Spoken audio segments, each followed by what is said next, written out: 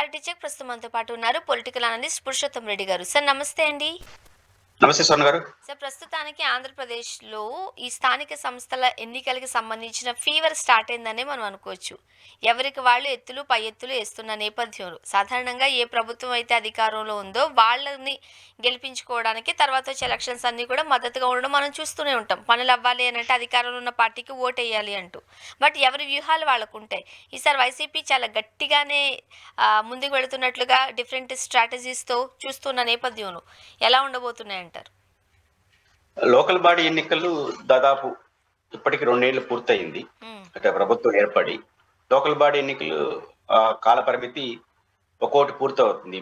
Corporation, మున్సిపాలిటీలు పూర్తయినాయి. ఇప్పుడు గ్రామ పంచాయతీలు పూర్తయిపోయినాయి. ఇప్పుడు లేటెస్ట్‌గా ఎంపీపీలు వాటి కూడా సెప్టెంబర్ నెలలోపు పూర్తయిపోతున్నాయి. ఈ నేపథ్యంలో దశల వారీగా ఎన్నికలు జరపాలి కూడా రూల్ ప్రకారం. అయితే ప్రభుత్వం ఏం చేయబోతా ఉంది? ప్రభుత్వ ఆలోచన బట్టి కూడా ఎన్నికలు అటు ఇటుగా వాయిదా పడే అవకాశాలుంటాయి. సహజంగా ఈ సంవత్సరం ముగింపే నాటికి ఎన్నికలు జరుగుతాయని అందరూ అంచనాతో ఉన్నారు. హ్మ్. రీజన్ ఏంటంటే అన్ని బాడీలు ఖాళీ కావడం ఒక కారణం అయితే, అధికార పార్టీ ఇంకా 2.5 సంవత్సరం పాటు పవర్ లో ఉన్నప్పుడు నేచురల్ గా లోకల్ బాడీ ఎన్నికలు కొంత అడ్వాంటేజ్ ప్రభుత్వానికి ఉంటుంది. అదే కాలం గడిచేసరికి ఎన్నికలు దగ్గర పోయేసరికి జనరల్ ఎలక్షన్ గా మారిపోతుంది అది. అందులో ఒక బై ఎలక్షన్ కాదు కదా, అన్ని చోట్ల జరుగుతాయి. ఇప్పుడు పులివెందుల జెడ్పీటీసీ, రాజంపేట జెడ్పీటీసీ కేంద్రీకరిస్తుంది అధికారంలో ఉన్న పార్టీ. అన్ని చోట్ల జరిగితే ఓడి ఎన్నిక వాడిదే. అప్పుడు జనరల్ రిఫ్లెక్షన్స్ వస్తాయి. కాబట్టి కాలం గడిచేసరికి ప్రభుత్వం మీద కొంత వ్యతిరేకత వస్తుంది. ప్రతిపక్షానికి కాన్ఫిడెన్స్ వస్తుంది. అధికార యంత్రాంగంలో కూడా కొంత న్యూట్రాలిటీ వచ్చేస్తుంది. వన్ సైడ్ ఉండదు. మెల్లిమెల్లిగా తగ్గించుకుంటారు. ప్రజల్లో కూడా ఇంకుండేది 2 ఏళ్లే కదా, ఇంకొన్ని 1 ఇయర్ కాబట్టి జనరల్ గా ఓట్లేస్తారు. హ్మ్. అందువల్ల ఈ 2.5 ఏళ్ళు ఉంది కాబట్టి ఓట్లేసే వాళ్ళు కూడా అధికార పార్టీకి సంబంధించిన వాళ్ళకి వేస్తే రేపు ఏదైనా డెవలప్మెంట్ యాక్టివిటీస్ కొన్ని చేస్తారని ఒక మానసికమైనటువంటి ఒక భావన ఉంటుంది. రెండోది పోటీ చేసే వాళ్ళు కూడా గ్రామ పంచాయతీలు, ఎంపీటీసీ, లోకల్ లీడర్స్ ఉంటారు కదా. కొంత అధికార పార్టీకి కొంత ఒత్తిడి చేసింది అనుకోండి, ఫ్రెండ్లీగా అవసరాల కొద్దీ రకరకాల ప్రెజర్స్ ఉంటాయి అధికార పార్టీ నుంచి. అట్లేదన్నా కొంత చేసేదని కూడా వెసులుబాటు ఉంటుంది. కానీ కాలం గడిచి ఇంకొక 1 ఇయర్‌లో అయిపోతుంది అనుకుంటే ఎవరు గెలుస్తాడో తెలియదు. కాబట్టి ఎవరికి న్యూట్రల్ అయిపోతే ప్రభుత్వానికి కొంత వ్యతిరేకత వచ్చే అవకాశాలు ఉంటాయి. అందుకని రెండోది తెలుగుదేశం పార్టీకి ఉన్న 2 సమస్యలు ఏదంటే, ఒకటి కూటమి. రెండోది వారికి వచ్చిన మెజారిటీ మామూలు మెజారిటీ కాదు. హ్మ్. 124 సీట్లు వచ్చేసినాయి. కాబట్టి రేపు లోకల్ బాడీ ఎన్నికలు కూడా అట్లే చూస్తారు ప్రజలు. ఇంత 50% ఓటింగ్. ఇవన్నీ రేపు ఏం చేస్తారు? దానికన్నా ఎక్కువ మేము ఇంకా బలపడ్డాం అంటున్నారు కదా, ఇంకా అంతకన్నా ఎక్కువ రావాలి. కాబట్టి భారీ సీట్లు గెలుచుకోవడం ఒక సమస్య. కూటమి మధ్య సర్దుబాటు అనేది అసలు సమస్య. కాబట్టి ఈ ఎన్నికల్లో కొంచెం సంక్లిష్టంగా ఉంటాయి. కానీ జరుగుతున్న చర్చ నడిచినప్పుడు తెలుగుదేశం పార్టీ బాగున్నట్టే ఒకసారి ఉంటుంది. ఇంకోసారి జరుగుతాయా లేదన్న అనుమానం కూడా ఉంటుంది. 2 కలిపి వస్తున్నాయి. జరుగుతాయా లేదా అనుమానం ఉంటాయి. కొన్ని ఇప్పుడు తిరుపతిలో గ్రేటర్ తిరుపతి కొంత ఏదో ఇష్యూ ఉంది. విజయవాడలో గ్రేటర్ విజయవాడ ఇష్యూ ఉంది. ఇట్లాంటివి ఏదన్నా సాంకేతిక కారణాలతో వాయిదా పడితే చెప్పలేం. ఏదైనప్పుడు కూడా జరుగుతుందని ఎంత నమ్మకం ఉందో, జరగకపోయేదానికి అవకాశం ఉంది అనుమానం కూడా కొంతమంది ప్రజల్లో అక్కడక్కడ వ్యక్తం అవుతున్నాయి. ఓకే. మరి ముఖ్యంగా వైసీపీ కూడా తన స్ట్రాటజీ మార్చుకున్నట్లుగా మనం చూస్తున్నాం. ముఖ్యంగా ఈ మధ్య కాలంలో జగన్మోహన్ రెడ్డి గారు వ్యవహరిస్తున్న తీరు చూస్తుంటే ఇది ఖచ్చితంగా స్థానిక సంస్థల ఎన్నికలపై ప్రభావం చూపడే అవకాశం కనిపిస్తోంది. మమేకమవుతున్నారు. ఎక్కడికి వెళితే అక్కడికి జనసంద్రంలాగా తరలి వస్తున్నారు. తనదైన హావభావాలతో అంటే గతంలో ఉన్న జగన్మోహన్ రెడ్డి గారిలో ఉన్న జోష్‌ని మళ్ళీ ఇంకొకసారి చూస్తున్నాం. ఇవి ఏవైనా స్థానిక సంస్థల ఎన్నికలకు సంబంధించి ఎఫెక్ట్ పడే అవకాశం ఉందంటారా? జగన్మోహన్ రెడ్డి గారి వ్యవహార శైలి, జగన్మోహన్ రెడ్డి గారి యొక్క నాయకత్వ లక్షణాలు, ఆయన వ్యవహార శైలి చూసినప్పుడు ఖచ్చితంగా ఎన్నికల్లో ఫలితాలు ఎలా ఉన్నా ఎన్నికలకు జరిగే తీరు మాత్రం మార్పు వస్తుంది. రీజన్ ఏంటంటే, జగన్మోహన్ రెడ్డి అన్ని పార్టీలు వర్క్షాప్ పెట్టి ఏం మాట్లాడతాయి? కనీసం ఇన్ని సీట్లు గెలవాలి మనం, మినిమం సీట్లు గెలుచుకోవాలి, ఈ లెక్కలు చెప్తారు. కానీ జగన్ గారు ఏ లెక్క చెప్పినాడు? ఒక్కటి ఏకగ్రీవమైన ఆ నియోజకవర్గ ఇన్ఛార్జిని తాడతీస్తారని చెప్పినాడు. ఆయనదే బాధ్యత అని చెప్పి ఏకగ్రీవం అయితే, ఏకగ్రీవం కాకుండా ఆపేయచ్చు. ప్రతి నియోజకవర్గంలో ఇన్ని సీట్లు గెలవకపోతే ఒప్పుకోనంటే అది వేరే రకంగా ఉంటుంది. అట్లా చెప్పలే ఆయన. గెలుపు ఓటమి గురించి పట్ల ఎలక్షన్ జరగాలి. ఎందుకు ఆయనకి డౌట్? అప్పుడు మెజారిటీ ఇనానమస్ అయిపోయినాయి. జగన్మోహన్ రెడ్డి గారు ముఖ్యమంత్రిగా ఉన్నప్పుడు ఏకపక్షంగా ఇనానమస్ అయిపోయినాయి. దాంట్లో కొన్ని విమర్శలు కూడా ఉన్నాయి. కానీ ఇప్పుడు అదే పద్ధతి వాళ్ళు కూడా పాటించి ఏకగ్రహాలు చేసుకున్నారు అనుకోండి, ప్రజల యొక్క మూడు అర్థం కాదు. ఎలక్షన్ జరిగితే ప్రజల మూడు అర్థం అవుతుంది. కాబట్టి ఎలక్షన్ జరగడం చాలా ఇంపార్టెంట్ అనుకుంటున్నాడు జగన్మోహన్ రెడ్డి. గెలవడం కన్నా ఎలక్షన్ జరగాలి. జరిగితే ప్రజలు మూడు రిఫ్లెక్ట్ అవుతుంది. కాబట్టి ప్రతి నియోజకవర్గ ఇన్ఛార్జ్ బాధ్యతని నేను వ్యక్తిగతంగా నేనే మానిటరింగ్ చేస్తాను.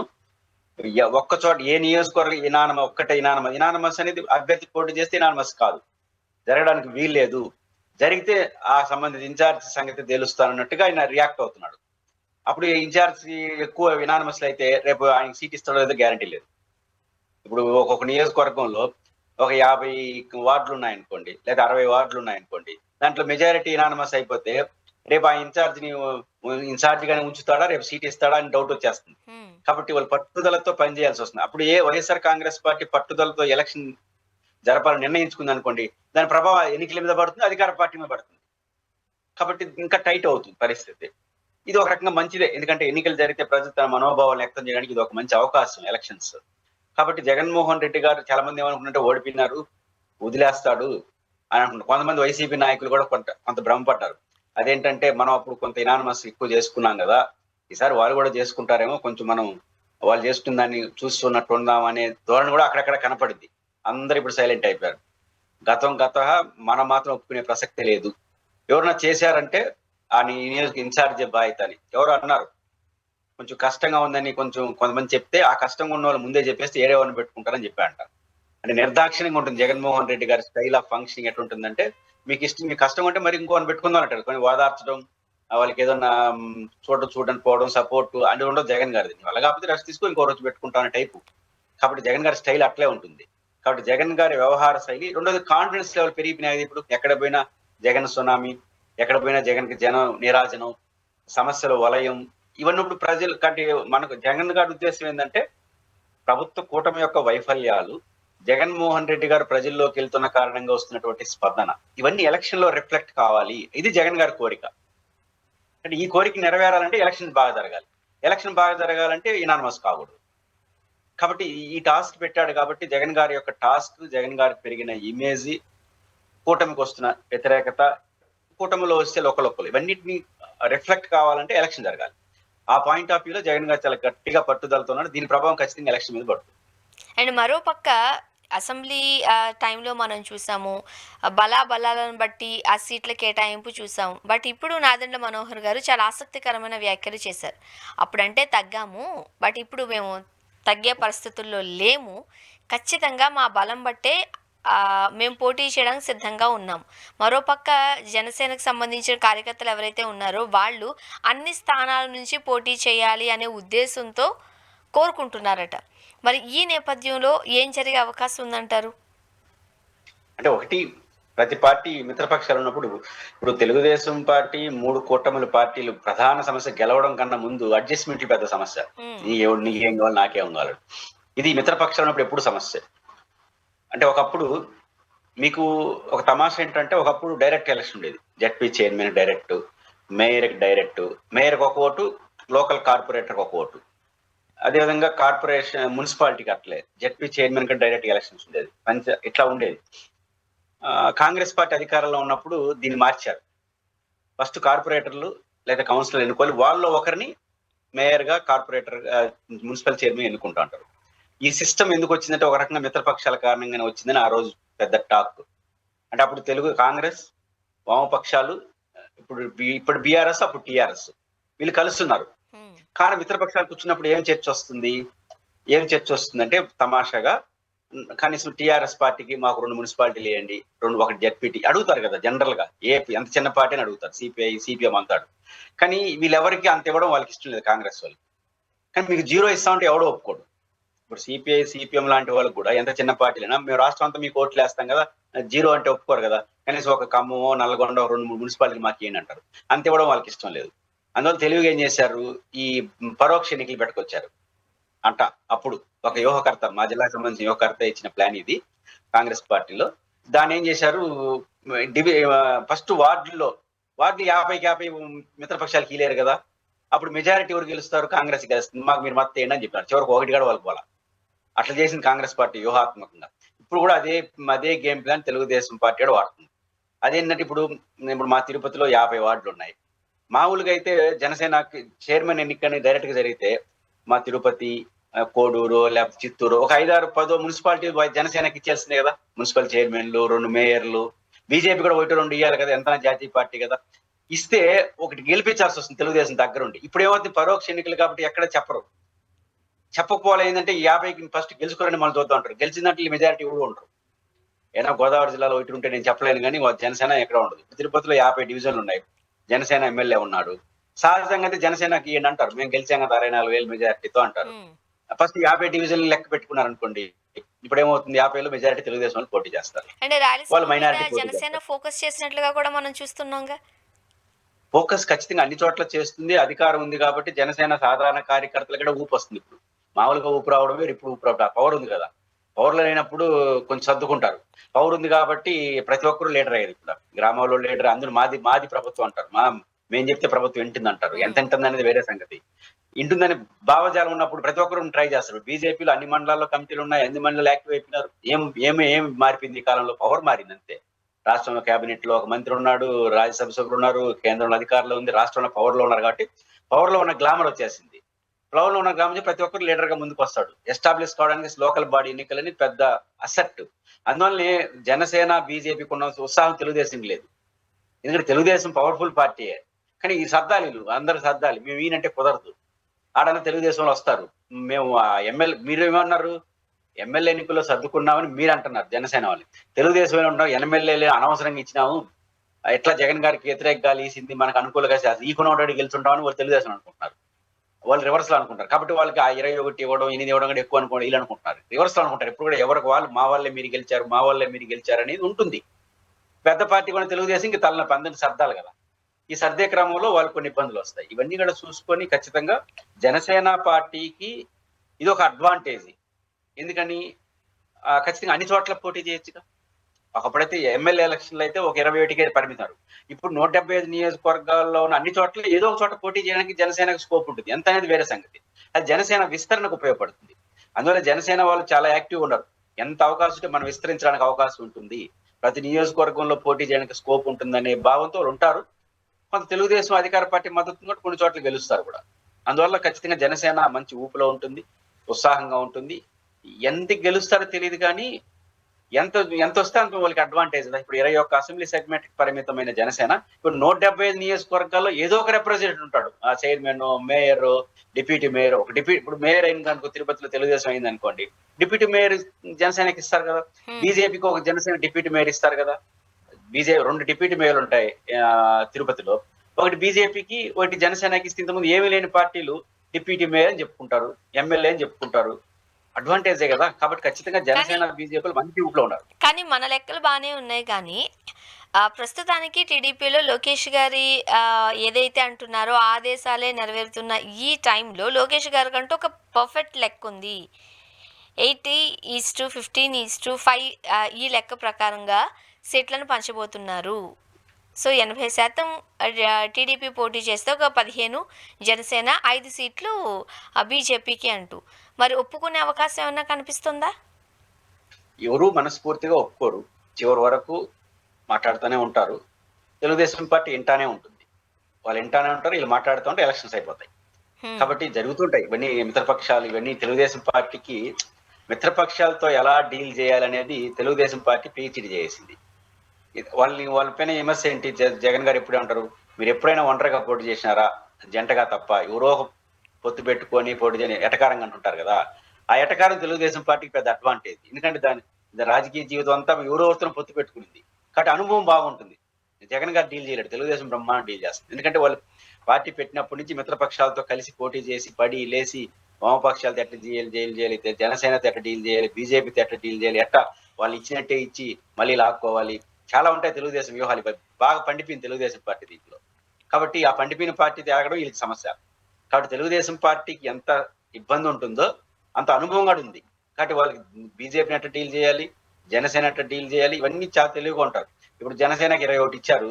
కరెక్ట్ గా ఎలక్షన్ టైంలో 4-5 మంది తెలుగుదేశం వాళ్ళపై జనసేనలో చేరిపోయినారుగా. చేరిపోయి ఎమ్మెల్యే సీట్లు తెచ్చుకున్నారు కదా కొంతమంది. రేపు ఇక్కడ జరగదని మీరు ఏమైనా గ్యారెంటీ చెప్తారా?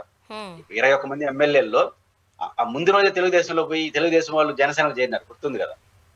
వాళ్ళు ఎమ్మెల్యేలు కూడా అయినారు కదా. ఎప్పుడన్నా స్వర్ణ గారు బేసిక్ గా ఏ మిత్రపక్షాల్లో ఒక పార్టీలో ఒకరు చేస్తారా? మిత్రపక్షాలు అన్న తర్వాత ఒక పార్టీలో ఒకరు చేరరు. శత్రు పార్టీ, ప్రత్యర్థి పార్టీ వాళ్ళు మనలో చేరిని చూసినాం. మిత్రపక్షాల్లో ఈ పార్టీ నుంచి ఆ పార్టీకి, ఆ పార్టీ ఏమన్నా చూసినారా మీరు? ఫస్ట్ టైం చూసినాం. ఏంది, ఇది ఒక లాజిక్ అనమాట. మిత్రపక్షాలు ఉంటాయి, ఇప్పుడు తెలుగుదేశం నుంచి జనసేనకి ఎందుకు చేస్తారు? తెలుగుదేశం ఇష్టం లేకపోతే చేస్తారు. ఇష్టం లేదంటే పొత్తు ఎందుకు పెట్టుకున్నారు? అంటే ఆ జనసేనకి సీట్ ఇచ్చినట్టే ఉండాలి. ఆడు తెలుగుదేశం ఆయన పోయి చేరినాడు. హ్మ్. రేపు కార్పొరేషన్‌లో ఇట్లాంటి విచిత్రాలు చాలా జరుగుతాయి. సీట్ ఒకరిది వస్తుంది. అభ్యర్థి ఒకరుంటారు. చూడాలి ఏం ఇది జరగబోతుందనేది. ఒకటుంటాయి. అండ్ మరోపక్క మన సోషల్ మీడియాలో వైసీపీకి సంబంధించి ఎవరైనా ఒక కంటెంట్ పోస్ట్ చేస్తున్నట్లయితే చాలా పద్ధతిగా దాన్ని తెగ నరికేస్తున్న పరిస్థితులు చూస్తున్నాం. రాత్రికి రాత్రి దగ్గర మొత్తం ఆ కంటెంట్ అంతా రిమూవ్ అయిపోతుంది. అది వాళ్ళ స్ట్రాటజీ అనుకుంటే జగన్మోహన్ రెడ్డి గారి సరికొత్త స్ట్రాటజీ జగన్ 2.0 అన్నట్టుగా ఒక యాప్‌నే పెట్టేసుకున్నారు వాళ్ళు. అంటే కార్యకర్తల నుంచి ఎవరైతే అధినేత ఉన్నారో డైరెక్ట్‌గా మనం అనుసంధానం కావచ్చు. వాళ్ళ ప్రాబ్లమ్స్ ఏంటి? వాళ్ళు ఏం చెప్పాలనుకుంటున్నారో త్రూ యాప్ చెప్పే అవకాశాన్ని కల్పిస్తున్నారు. జగన్మోహన్ రెడ్డి గారు ప్రయత్నం, ఏ వినూత్న ప్రయోగాలు చేసినా అది బాగా సక్సెస్ అవుతోంది. అది పోరాటాలైనా, సోషల్ మీడియా కేంద్రంగా యాక్టివిటీ అయినా బాగా స్పందన వస్తా ఉంది. రీజన్ ఏంటంటే ప్రతిపక్షంలో ఉండడం, యాక్టివ్‌గా ఉండడం. యంగ్ జనరేషన్ లోనే ఎక్కువ సోషల్ మీడియా యాక్టివ్ ఉంటుంది. సోషల్ యాక్టివిస్టులు ఎప్పుడు కూడా యంగ్ జనరేషన్ ఉంటారు. ఫేస్‌బుక్ కావచ్చు, ట్విట్టర్ కావచ్చు, హ్మ్. వీటన్నిటిలో. మంచి స్పందన వస్తా ఉంది. రీజన్ ఏంటంటే పార్టీ ర్యాంక్ అండ్ ఫైల్ ఉత్సాహపడుతున్నారు. పార్టీ శ్రేణులు ఉత్సాహంగా ముందుకొస్తున్నారు. జగన్ గారు ఇట్లాంటి పిలుపులు ఇచ్చినప్పుడు వెంటనే అందుకుంటున్నారు. అందుకోవడం వల్ల యాక్సెస్ పెరిగిపోతా ఉంది. రెండోది మీరన్నట్టు అటు యూట్యూబ్ కావచ్చు, అనేక ఛానల్స్ లో ఇప్పుడు ఉదాహరణకు జగన్మోహన్ రెడ్డి గారి నాయకత్వంలో వైఎస్ఆర్ కాంగ్రెస్ పార్టీ అధికారిక ఫేస్‌బుక్ ని కొన్ని రోజులు స్తంభింపజేశారు కదా! 1.2 1.4 మిలియన్ దాదాపు హ్మ్. 14 లక్షల ఫాలోవర్స్ ఉన్న పేజీని దాదాపు తగ్గిచ్చేసినారు. అంటే దాన్ని స్తంభింపజేసినారు. అంటే కనపడకుండా చేసేసినారు. దానికి వ్యతిరేకంగా హైకోర్టుకెళ్ళాడు జగన్ గారు. ఢిల్లీకి లెటర్ రాసినాడు. 1.4 millions, 1.2 millions. ఇప్పుడు మళ్ళీ అది కనపడతా ఉంది. ఇప్పుడు దాదాపు ఒక 1,00,000, 2,00,000, 3,00,000 అదనంగా అదనంగా జాయిన్ అయినారు. అంటే ఇది ఈ ఈ స్తంభింప చేయడం వల్ల లాభం జనసేనకొచ్చి జగన్ గారికొచ్చిన లాభం ఇంకో 2,00,000 అదనంగా చేరినారు. అంటే అట్లా ఉంటుంది ప్రజల్లో.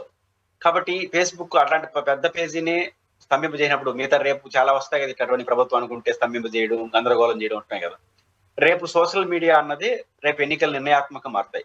రేపు ప్రధాన మీడియా ఛానల్స్‌కి ఒక దురదృష్టకర పరిణామం ఏందంటే పార్టీ ముద్రలు బలంగా పడిపోయినాయి. హ్మ్. పలానా పత్రిక వైసీపీది, పలానా పత్రికలు, మీడియా తెలుగుదేశం పార్టీది అని ముద్ర పడిపోయినాయి. దాన్ని చూసే జనానికి ఆ దృష్టితోనే చూస్తారు. వాళ్ళు అట్లా రాశారంటే అట్నే రాస్తారులే. ఇట్లా మాట్లాడారంటే ఇట్లే మాట్లాడతారని. వచ్చే ఎన్నికలనేది ఖచ్చితంగా యూట్యూబ్ ఛానల్స్‌కి సోషల్ ఏదైతే సామాజిక మాధ్యమాలు ఉన్నాయో వీటిదే కాలం. 29 ఎన్నికలనేది దించుకు నడుస్తాయి. మనల్ని బాగా చూస్తారు. రీజన్ ఏంటంటే ఇక్కడ పార్టీల అఫిలియేషన్స్ లేవు గాబట్టి, రీజనబుల్ గా మాట్లాడుతుంటారు కాబట్టి, యూట్యూబ్ ఛానెల్‌లో వస్తున్నటువంటి వ్యూస్ మెయిన్ ఛానెల్ రావట్లేదు. రీజన్ ఏంటంటే వాటికి పార్టీ ముద్రలు పడిపోయినాయి. వాళ్ళు నిజం చెప్పినా గూడా ఆ కోణంలో చూస్తారు. వాడు ఆడ పార్టీవోడు కాబట్టి అట్లే మాట్లాడతారులే అని. కానీ యూట్యూబ్ ఛానెల్స్‌కి యాక్సెస్ బాగా ప్రజల్లో పెరిగినాయి. అందువల్ల యూట్యూబ్ ఛానెల్ పెరుగుతున్నాయి.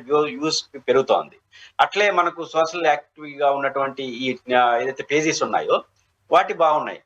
అందువల్ల జగన్ గారు దీని మీద కేంద్రీకరిస్తున్నాడు. జగన్మోహన్ రెడ్డి గారు వాళ్ళ పార్టీలో అనుకుంటే ఒక ఛానల్ పెట్టడం పెద్ద సమస్య కాదు. హ్మ్. కానీ దానికన్నా సోషల్ మీడియా అనేది చాలా పెద్ద రోల్ పోషించబోతా ఉంది. డిసైడ్ ఫ్యాక్టర్ కాబోతుంది. దాంట్లో యాక్టివ్‌గా ఉండాలని నిర్ణయించుకున్నారు. ఎప్పుడు మొదటి నుంచి కూడా వైఎస్ఆర్ కాంగ్రెస్ పార్టీ జగన్ అభిమానించే వాళ్ళు సోషల్ మీడియాలో టాప్‌లో ఉంటారు. బాగా యాక్టివ్‌గా ఉంటారు. అధికారంలో ఉన్నప్పుడు ప్రతిపక్షంలో. అంటే ఇప్పుడు మరింత యాక్టివ్ అయినారు కాబట్టి జగన్మోహన్ రెడ్డి గారు 2.0 ఏదైతే యాప్ ఉందో ఆ యాప్‌కి మంచి స్పందన వస్తా ఉంది. దాదాపు గంటల్లోనే పెద్ద ఎత్తున దాన్ని రిసీవ్ చేసుకోవడం, డౌన్‌లోడ్ చేసుకోవడం అనేది జగన్మోహన్ రెడ్డి గారి యొక్క క్రేజ్‌ని, వైఎస్ఆర్ కాంగ్రెస్ పార్టీకి ఫ్యూచర్ పట్ల ఉన్న నమ్మకాన్ని పెంచుతుంది. అండ్ మరి ముఖ్యంగా కాస్త కాపు ఓటింగ్ పైన వైసీపీ దృష్టి సారించినట్లుగా ఏదైతే సాయికృష్ణ లాకప్ డెత్ దగ్గర నుంచి ముద్రగడ పద్మనాభం గారి పాడె మోయడం వరకు జగన్మోహన్ రెడ్డి గారు చాలా వ్యూహాత్మకంగా వ్యవహరిస్తున్నారు. రాబోయే ఎన్నికలను దృష్టిలో ఉంచుకుని ఇప్పటి నుంచి అడుగు అడుగు వేసుకుంటూ వెళ్తున్నారు అన్నట్టుగా అర్థమవుతున్న నేపథ్యం ఏమంటారు? ఇప్పుడు ఒకటి స్వర్ణ గారు బేసిక్‌గా జగన్మోహన్ రెడ్డి గారు మొదట పద్మనాభం గారి విషయంలో కావచ్చు, వీటి విషయంలో చాలా యథాలాపంగా ఆయనకున్న ఎమోషనల్ గానే కనెక్ట్ అయ్యారు. హ్మ్. అయితే వైఎస్ఆర్ కాంగ్రెస్ పార్టీకి కాపుల్లో రాను రాను పెరుగుతుంది. రీజన్ ఏంటంటే వైఎస్ఆర్ కాంగ్రెస్ పార్టీ శ్రద్ధ పెట్టడం మాత్రమే కాదు. వైఎస్ఆర్ కాంగ్రెస్ పార్టీ శ్రద్ధ పెడితే కాదు. అవతల వైపు అశ్రద్ధ. కాపుల పరిస్థితి ఎట్టయిందంటే మేమెందుకు ముఖ్యమంత్రి కాకూడదనే భావం నుంచి పవన్ కళ్యాణ్ గారు ఏదైతే 15 సంవత్సరాలు చంద్రబాబు గారని ప్రకటించిన తర్వాత ఒక నైరాశ్యం వచ్చేసింది. ఏంటి ఫ్యూచర్? అంటే ముఖ్యమంత్రి కావాలని ఆశించేవాళ్ళు అందరూ ఒకటే ఉండరు. ఇంకా చదువుకున్న వాళ్ళు, యూత్, హ్మ్. ఇదే కదా పవన్ కళ్యాణ్ గారి బలం. వాళ్ళలోని ఏదో విజయ్ పవన్ కళ్యాణ్ కాంటెంపరరీ కదా! ఆయన ముఖ్యమంత్రి అయిపోయినాడు. ఇద్దరిని బలాబలం కొట్టాడు బారేసి. మనం కూడా అటైతే పోతుంది కదా! అనే భావన ఒకటుంది. ఇప్పుడు జూనియర్ ఎన్టీఆర్ గారు కొత్తగా పార్టీ పెడతారని చర్చ ఒకటి నడుస్తుంది కదా! మరి కొత్తోళ్ళు వచ్చేస్తున్నారు, పాతోళ్ళు అయిపోయినారు. మనమేంది ఇట్లా ఇక్కడే ఉండేదనే భావన అయితే వస్తుంది. అక్కడ నైరాశ్యం ఉంది. దాని తర్వాత కొన్ని ఘటనల్లో పవన్ కళ్యాణ్ గారు దాన్ని హామీ ఇవ్వడం, సర్దడం అనేది మానేసి అటాకింగ్ మోడ్‌లో ఎళ్తున్నాడు. మనకేడ సాధ్యం అవుతుంది? దానికి దీనికి సంబంధమే లేదు. ఏదో కుక్కల హడావుడేంది, ఎవరో పెళ్లి అవును. కానీ ఇట్లా సామెతలు తీసుకొచ్చేస్తున్నాడు. దాంతో ఏమైంది, కట్ చేసేస్తున్నాడు. ఇప్పుడు ఉదాహరణకు సాయి కృష్ణ సంబంధించిన ఎపిసోడ్‌లో నిజానికి కాపు కాబట్టి పవన్ కళ్యాణ్ గారు స్పందించాల్సిన అవసరం లేదు. బట్ ఒక పర్సన్‌గా స్పందించాలి. కానీ మెల్లమెల్లగా దాన్ని ఎదుర్కొనే క్రమంలో ఆయన కాపు కావడంతో వైసీపీ వాళ్ళు గాని, ఆయన రాజకీయ ప్రత్యర్థులు పవన్ కళ్యాణ్‌ని బాగా ఒత్తిడి చేసినారు. ఎందుకు స్పందించరని. కాబట్టి ఇప్పుడు సమస్యొస్తా ఉంది. కానీ అంటే జగన్‌మోహన్ రాజకీయాల్లో ఉన్న పరిస్థితులను అనుగుణంగా అప్పుడుకున్న పరిస్థితులకు ఒక రాజకీయ నాయకుడిగా సమాధానం చెప్పాల్సిన పవన్ కళ్యాణ్ గారు ఒక సనాతన ధర్మాన్ని చేతబట్టుకుని దాని వైపు మాత్రమే ఆయన రాజకీయాలు నడిపే పరిస్థితులను చూస్తున్న చందాన్ని కూడా మీడియాలో చూపిస్తున్నారు. మీడియాలో చూస్తూ ఉన్నారు. నేనదే చెప్తున్నా. పవన్ కళ్యాణ్ గారు ఏదైతే బలహీనమైనట్టు అడుగులేస్తున్నాడో అది వైసీపీకి బలం చేకూరుస్తుంది. హ్మ్. పవన్ కళ్యాణ్ గారు బలం బలహీనంగా అడుగులు అంటే కొన్ని సమస్యలు ఇప్పుడు మనం కూడా విజయ్ గారిలాగా ఎందుకు కాకూడదన్నప్పుడు మనం ఏడవుతాం అని దబాయించాడనుకోండి ఇంక కాడేమనుకుంటారు. అంటే కాదు, మనకు కూడా ఒక వ్యూహం ఉందయ్యా, విజయ వ్యూహం మనకు ఒక వ్యూహం ఉంది. మన వ్యూహాలు మనకుంటాయి. ఖచ్చితంగా కాదాలే, ఇబ్బంది ఏం లేదు. మీ అందరి మనోభావాలు ఏదో ఒక రోజు తీరతాయి అని పరోక్షంగానే చెప్పాలి కదా! పరోక్షంగా చెప్పకుండా ఎవడో కుక్కలాడవాడికి అని మాట్లాడేస్తే కాదని రూల్డ్ ఔట్ చేసి పారేయడం. ఈసారి రూల్డ్ ఛాన్స్ ఔట్ చేసి వీళ్ళకిచ్చాము. నెక్స్ట్ టైమ్ మనమే అనన్నా సరిపోతదేమో! ఏదో ఒకటి మనకంటూ ఒక వ్యూహం ఉంది. వ్యూహం విజయ్‌ది. మన వ్యూహం మనది. విజయ్ గారు పార్టీ పెట్టిన 2 ఏళ్ళు అధికారంకి వచ్చాడు. జగన్ పార్టీ పెట్టిన 7 ఏళ్లకు ఎప్పుడో అధికారంకి వచ్చినాడు. మనకు ఒక రోజు వస్తుంది. వెయిట్ అండ్ సీ అనన్నా ఆశన కల్పించాలి. అబద్ధం అన్నా చెప్పాలి కనీసం. అది కూడా లేకుండా రూల్డ్ ఔట్ చేసాడు పారేసి మనం ఆశించడమే తప్పు అన్నట్టు మాట్లాడేస్తున్నాడు ఆయన. హ్మ్. రెండోది, ఇట్లాంటి ఘటనలు జరిగినప్పుడు తీవ్రంగా స్పందించేస్తున్నాడు. నేను కాపుల కోసం పార్టీ పెట్టలేదు. కాపులు కాపాడే బాధ్యత నాదే. నేను సాయి కృష్ణ విషయంలో ఇంకో విషయంలో వచ్చినప్పుడు కాపు కాదు, దాని మీద ఇన్వాల్వ్ కావాలి. ఇన్వాల్వ్ అయ్యి నేను కాపు అయిన కారణంగానే రాలేదు. ఏ వ్యక్తి వచ్చినా ఇట్లే వస్తానని చెప్పాలి. కాపాడుతూనే చెప్పాలి లాజిక్‌గా.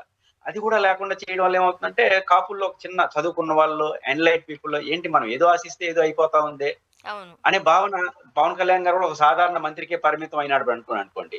వైసీపీలో ఇంకా ఎక్కువ వస్తాయేమో, తెలుగుదేశంలో ఇంకా వస్తున్న మార్పు ఉండదా? కాబట్టి ఖచ్చితంగా వైఎస్ఆర్ కాంగ్రెస్ పార్టీ కాపుల్లో వారు ఏసిన వ్యూహం కన్నా జనసేన అధినేత పవన్ కళ్యాణ్ గారి యొక్క పొలిటికల్ రాంగ్ స్టెప్స్ ఏవైతే ఉన్నాయో ఈ యాంగిల్‌లో అది వైసీపీ బాగా కలిసొస్తా ఉంది. దాన్ని వైసీపీ ఒడిసి పట్టుకుంటా ఉంది. అండ్ మరోపక్క పవన్ కళ్యాణ్ గారు రాసిన లేఖలు ఇటు తెలంగాణ ముఖ్యమంత్రి రేవంత్ రెడ్డి గారికి అలానే ఏపీ డీజీపీ గారికి పోక్సో కింద ఎవరైనా కేసు ఒకవేళ బనాయించినట్లయితే 60 నుంచి 90 రోజుల్లో వాళ్ళకి పరిష్కారం చూపించాలి, న్యాయం జరిగేలా చూడాలి అంటూ ఆ లేఖ రాసిన నేపథ్యంలో రెండు రకాలుగా చూస్తున్నారు. అదేంటి చంద్రబాబు నాయుడు గారికి సంబంధం లేకుండా ఏపీ డీజీపీకి లేఖ రాయడం, అక్కడ తెలంగాణ ముఖ్యమంత్రికి లేఖ రాయడం, అంటే కూటమిలో ఉంటూనే ఈయన ఆలోచన విధానం ఎట్లా ఉంది, ఆ రెస్పెక్ట్ ఇవ్వరా? ఇది ఒక వెర్షన్ అయితే, ఆయన ఎప్పటి నుంచో హోంశాఖ పైన మనసు పడ్డారు అనేది కూడా వింటూ ఉన్న నేపథ్యంలో అనిత గారిని మళ్ళీ టార్గెట్ చేశారా, ఈ కోణం కూడా చూస్తూ ఉన్నాం. అంటే అనిత గారిని టార్గెట్ చేస్తే లాభమే ఉంది. ఆమె తెలుగుదేశం పార్టీ కార్యకర్త. తెలుగుదేశం పార్టీ ఇచ్చిన టాస్క్‌ని ఆమె నెరవేరుస్తుంది. ఆమె బాధ్యతను ఆమె నెరవేరుస్తుంది. తెలుగుదేశం పార్టీకి ఆమె ఏ రోల్ ఇచ్చిందో ఆ రోల్ పోషిస్తారు. వారు యాక్టివ్‌గా ఉంటారు. మీరు హోంమంత్రి కావాలనుకుంటే వారిని టార్గెట్ చేస్తే రాదు. చంద్రబాబు గారిని అడిగితే వస్తుంది.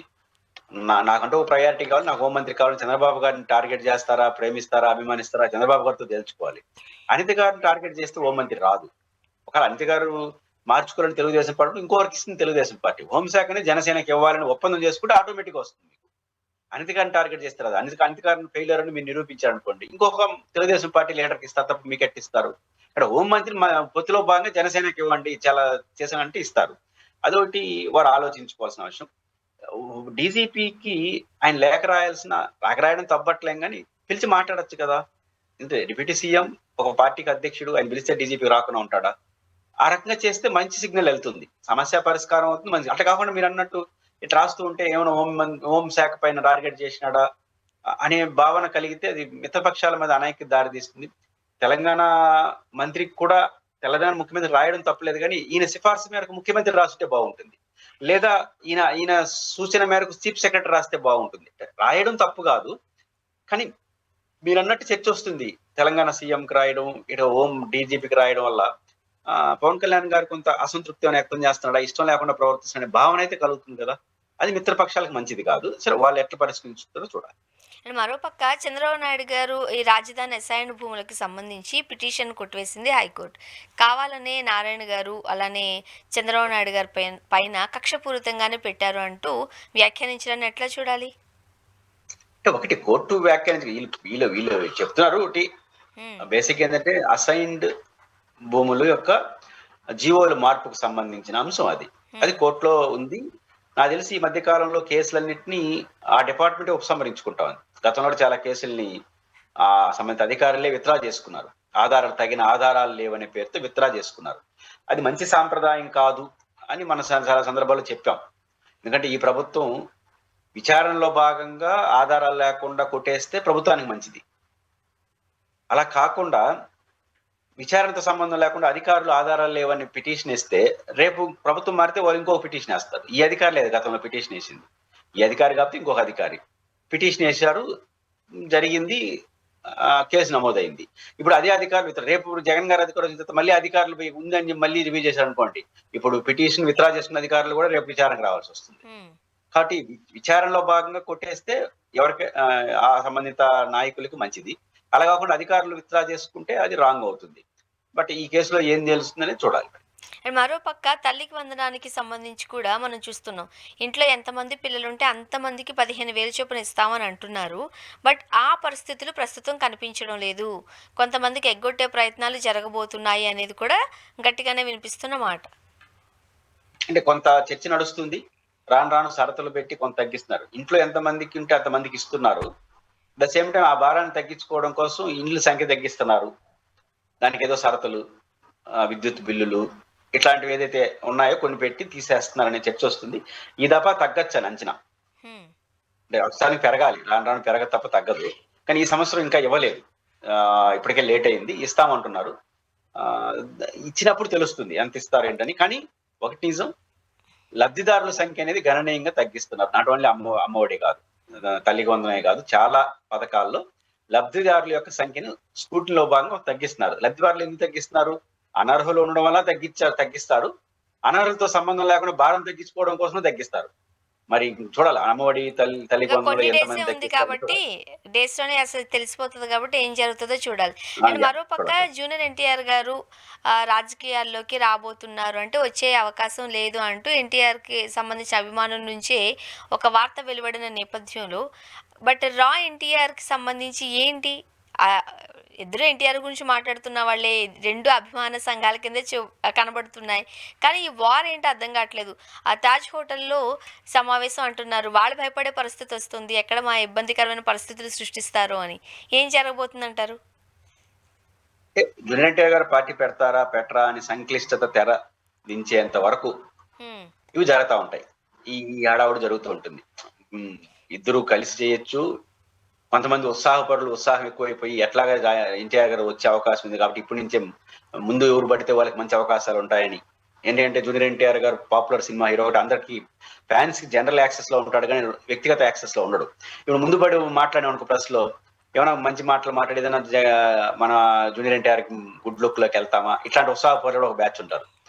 కాబట్టి ఇవన్నీ ఒక పార్టీ కాదు కదా! ఆయన మాస్ లీడర్. మాస్ ఇమేజ్ ఉన్నటువంటి వ్యక్తి. కాబట్టి తక్కువ మందితో యాక్సెస్ ఉంటుంది. ఇప్పుడు తిరుపతిలోనో, విశాఖపట్నంలో ప్రెస్ మీట్లు పెట్టి జూనియర్ ఎన్టీఆర్ రావాలి అనేది మంచి ఉపన్యాసం చెప్పారనుకోండి. అది ఆయనకి నచ్చిందనుకోండి. వాళ్ళకి అవకాశం ఉండొచ్చేమో. ఇట్లాంటి ఉత్సాహపరులు కూడా ఇప్పుడు అవును. వస్తుంటారు. వాళ్ళు చేసే పనులు కూడా కొన్ని ఇబ్బందులు తెస్తాయి. కొన్ని మంచి చేస్తాయి.